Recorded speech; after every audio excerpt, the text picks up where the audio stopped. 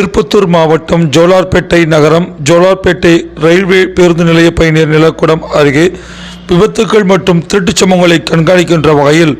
திருவண்ணாமலை பாராளுமன்ற உறுப்பினர் CN அண்ணாதுரை தனது சொந்த பணத்தில்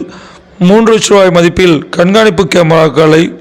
பொறுத்து பயன்பாட்டிற்கு இன்று திருப்பத்தூர் மாவட்ட காவல் கண்காணிப்பாளர் ஆல்பர்ட் ஜார்ட்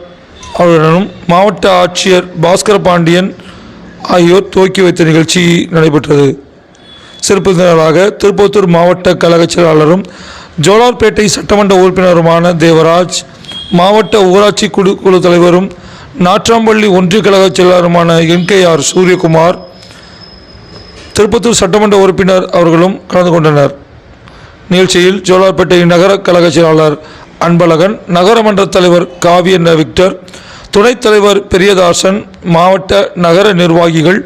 உள்ளாட்சி பிரதிநிதிகள், அரசு துறை அதிகாரிகள், பொதுமக்கள்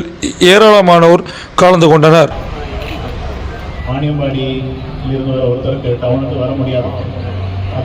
ஜோலார்பேட்டையில் இன்றைய தினம்